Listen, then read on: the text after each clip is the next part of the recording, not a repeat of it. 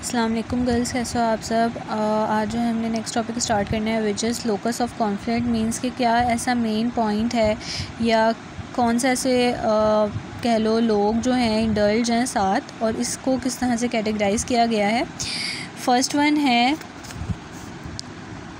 Dyadic conflict, जिसका मतलब ये है एक ऐसा कॉन्फ्लिक्ट जो कि अकर हुआ है बिटवीन टू पीपल। ठीक है, यानी कि ये कॉन्फ्लिक्ट जो है वो ज़्यादा लोगों में नहीं हुआ लेकिन वो अकर हुआ है सिर्फ दो लोगों के बीच में। तो वो किसी भी तरह का हो सकता है, जैसे कि हमने पिछली दफ़ा 3 तरह की टाइप्स देखी थी। अगर हो सकता है किसी का इस पे रिलेशनशिप कॉन्फ्लिक्ट हो सकता है किसी का इस पे टास्क कॉन्फ्लिक्ट हो। तो हमने देखा था कि वो किस तरह की कैटेगरीज थी, जिसकी कॉन्फ्लिक्ट की किस तरह की टाइप्स थी। ये आता है लोकस ऑफ कॉन्फ्लिक्ट, मीन्स कि कितने लोग जो हैं इन्वॉल्व होंगे और उनके क्या क्या नेम्स हैं। नंबर 1 था डायडिक कॉन्फ्लिक्ट, जिसमें 2 लोग इन्वॉल्व होंगे। यहाँ पे सिर्फ दो लोगों के बीच में कॉन्फ्लिक्ट होगा।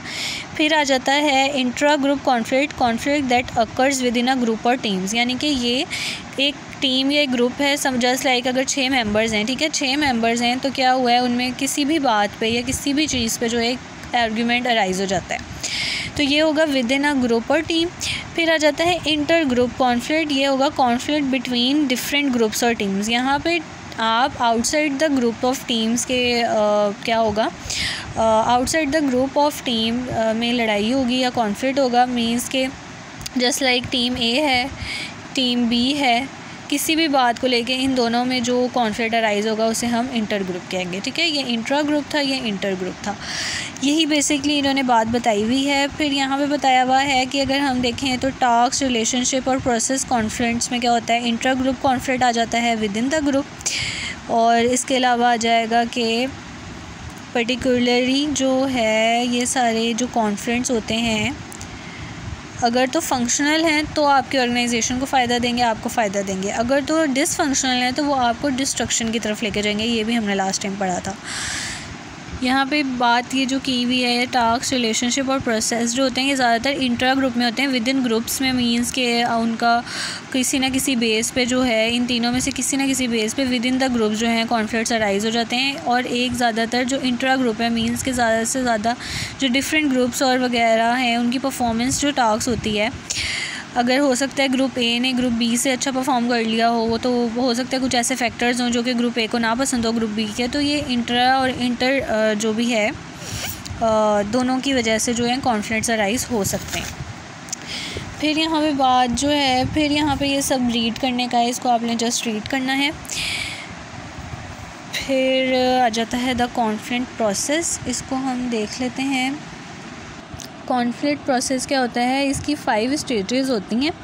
क्या कौन कौन सी होती है, पोटेंशियल ऑपोजिशन है, इनकम्पैटिबिलिटी, फिर आ जाती है कॉग्निशन, फिर आ जाती है personalisation, intentions, behaviour and outcomes. अब हम इसमें देखेंगे जो स्टेज 1 है उसमें क्या चीज़ बताई हुई है कि बताया हुआ है सबसे पहले तो ये कि इसमें आपकी नीड्स और ये बताया हुआ है कि जो पोटेंशियल ऑपोजिशन है इनकम्पैटिबिलिटी, मींस कि आप किसी के साथ कंपैटिबल नहीं हो। मींस आप लोग की परसेप्शन या कह लो कि कोई ना कोई चीज़ जो है मैच नहीं करती, तो या एक दूसरे से बहुत ज़्यादा ऑपोजिट होने की वजह से जो है कॉन्फ्लिक्ट अराइज हो सकता है। ज़्यादातर क्या होता है कि इसकी 3 इनको सब कैटेगराइज किया गया है इनटू 3 कैटेगरीज। मींस के कम्युनिकेशन की बेस पे, एक स्ट्रक्चर की बेस पे, और लास्ट वन है पर्सनल वेरिएबल्स की वजह से। अब जो कम्युनिकेशन की बेस पे है इसमें इन्होंने ये एग्जांपल के थ्रू बताया हुआ है कि अगर आपका जो है 2 पर्सनस हैं या टीम्स हैं उनमें कम्युनिकेशन गैप है, ठीक है, या उनके कम्युनिकेट करने का तरीका जो है वो नहीं ठीक,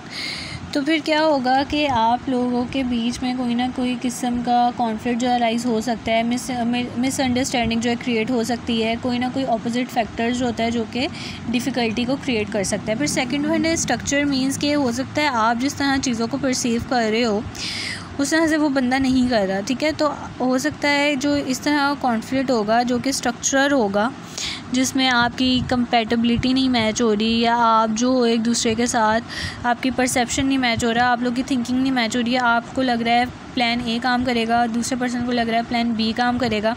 तो ये सारी चीज़ें जो हैं आपकी ऑर्गेनाइजेशन में कॉन्फ्लिक्ट्स का बाइस बन जाती हैं। अब मैं ये लास्ट में आप लोग को बताऊंगी कि ये कॉन्फ्लिक्ट प्रोसेस की ये जो डायग्राम है ये करनी है और ये इंपॉर्टेंट है। इसको डिफ़ाइन जो है वो मैं लास्ट में करूँगी। फिर आ जाता है personal variables. Have you ever, अच्छा ऐसा कभी भी नहीं होता कि आप किसी भी इंसान से मिलो, आप उसको जैसे ही फ़र्स्ट ही बारी में क्या हो कि आप जो हो उसकी सारी बातों से या तो एग्री कर लो या सारी बातों से डिसएग्री कर लो। मिक्स एंड मैच चलता है। कुछ चीज़ों में आप क्या करते हो कि आप जो हो देखते हो करैक्टरिस्टिक्स देखते हो, ये देखते हो किस तरह का बंदे का बिहेवियर है, एटीट्यूड किस तरह का है, क्या चीज़ें वो फॉलो कर रहा है, कितना वो जो है वो काम के रिगार्डिंग जो है वो कितना सिंसियर है, कितना नहीं है। तो ये सारी चीज़ें जो हैं इसमें आ जाती हैं। फर्स्ट ही मैं बता देती हूँ, ये the confident process first stage है, जिसमें कहा हुआ ये है कि क्या होगा कि एंटीसेडेंट कंडीशंस होंगी, कम्युनिकेशन स्ट्रक्चर और पर्सनल वेरिएबल्स होंगे। या तो परसीव कॉन्फ्लिक्ट होगा या तो फेल्ट कॉन्फ्लिक्ट होगा। ये दोनों एक टाइप्स हैं। ये आगे हम जब फर्दर पढ़ेंगे तो हमें पता चलेगा कि परसीव्ड में क्या है और फेल्ट में क्या है, ठीक है। सेकंड स्टेज में हम ये पढ़ेंगे। फिर सेकंड स्टेज से क्या होगा कि आप इंटेंशंस की तरफ जाते हो। इंटेंशंस क्या होंगी कि आप जो हो वो कॉन्फिडेंट हैंडलिंग इंटेंशंस होंगी, तो आप कंपीटिंग करोगे, कोलैबोरेटिंग करोगे, कॉम्प्रोमाइज़िंग करोगे, अवॉइड करोगे या अकोमोडेटिंग करोगे, ठीक है। फिर स्टेज 4 आ जाती है overt conflict parties behaviour, others reaction. इन दोनों में आप जो हो अदर पार्टी बिहेवियर भी देखोगे, अदर पर्सन का वो बिहेवियर भी देखोगे और फिर कोई ना कोई फैसला लोगे। आउटकम क्या होगा? Increase group performance, decrease group performance. जो परसीव कॉन्फ्लिक्ट्स है वो आपको ग्रुप परफॉर्मेंस की तरफ लेके जाएगा, मींस कि ये फंक्शनल होगा। जो कि फेल्ट कॉन्फ्लिक्ट है वो आपको डिक्रीज ग्रुप परफॉर्मेंस की तरफ लेके जाएगा, ठीक है। तो ये सारी चीज़ें हम जो है देखेंगे नेक्स्ट में और फिर आप लोगों को ज़्यादा इसकी समझ आ जाएगी।